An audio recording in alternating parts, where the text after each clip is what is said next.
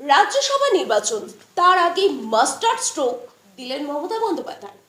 Hello area, welcome to news super. আপনাদের সঙ্গে আমি তারিয়া। তৃণমূলের রাজ্যসভার প্রার্থীর নাম ইতিমধ্যেই ঘোষণা করা হলো। প্রার্থী তালিকায় কারা, দেখে নেব এক নজরে। গায়ক থেকে সিজন পলিটিশিয়ান বাবুল সুপ্রিয়, বিশিষ্ট আইনজীবী মেনকা গুরুস্বামী, রাজ্য পুলিশের প্রাক্তন ডিজি রাজীব কুমার, অভিনেত্রী কোয়েল মল্লিক। সকলের নজর যে মুখটাকে নিয়ে, সেটি হলো মেনকা গুরুস্বামী। কে এই মেনকা গুরুস্বামী? ইতিমধ্যেই যেটি জানা যাচ্ছে, মেনকা গুরুস্বামী, যার জন্ম হায়দ্রাবাদে, প্রথমে অক্সফোর্ড, তারপর হার্ভার্ড ল স্কুলের স্নাতক এবং এবং ন্যাশনাল ল স্কুলের প্রাক্তনী, সুপ্রিম কোর্টের সিনিয়র আইনজীবীও বটে।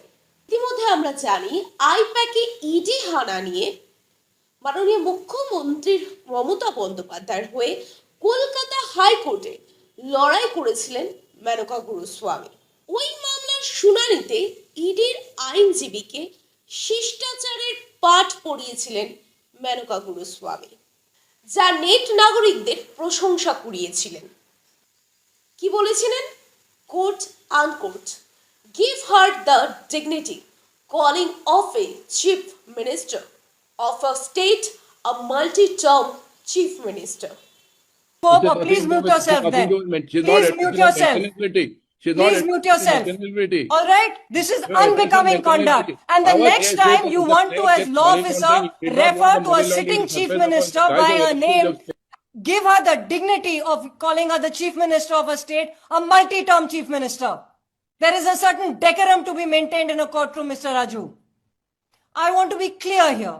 This is what... এর পাশাপাশি তিনি বিজেপির প্রাক্তন স্ট্র্যাটেজিস্ট মোহন গুরুস্বামীর মেয়েও বটে।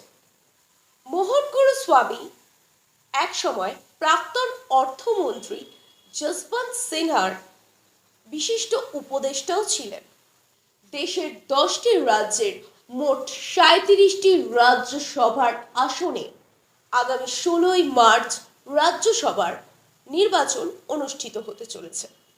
পশ্চিমবঙ্গের 5টি আসন রাজ্যসভার বিধায়কদের সংখ্যার নিরিখে 4টি আসনেই তৃণমূল এবং একটিতে বিজেপির জয় নিশ্চিত। ভোট নজরের আপডেট পেতে চোখ রাখতেই হচ্ছে নিউজ সুপারের পর্দায়। ততক্ষণ চোখ রাখুন, দেখতে থাকুন নিউজ সুপার। ধন্যবাদ।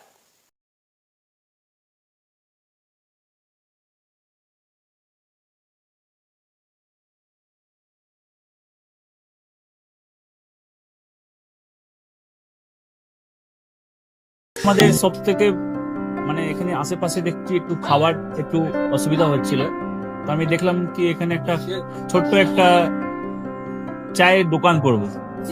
তারপরে চায়ের দোকান থেকে ভাবছি ছোট্ট একটা ধাবা করে দিই। ছোট ধাবা থেকে দেখছি এবার একটু সাজিয়ে এই আস্তে আস্তে করতে করতে এইভাবে হয়ে যাবে, আমি নিজেও ভাবতে পারিনি।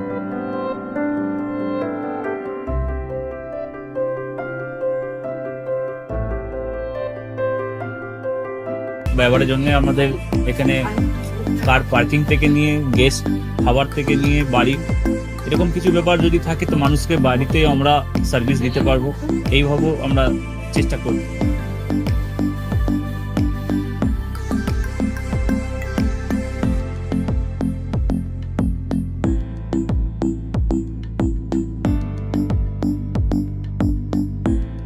একদম সাধারণ, বাইরে থেকে অনেক চিপ বেস্ট মধ্যে খাওয়াটা কোয়ালিটিটা সবসময় পাবেন।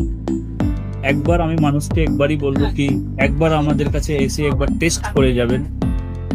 দুপুরবেলা থেকে আরম্ভ আমাদের খাওয়া, থালা, বেঙ্গলি থালা, চাইনিজ ফুড সবই আছে, একবার এসে টেস্ট করে যাবেন।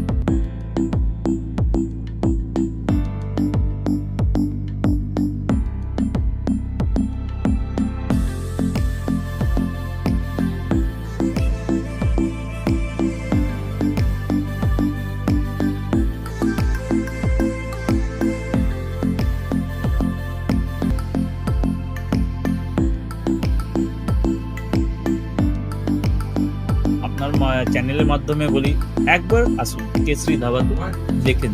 আমার নাম রঞ্জন কেশরী।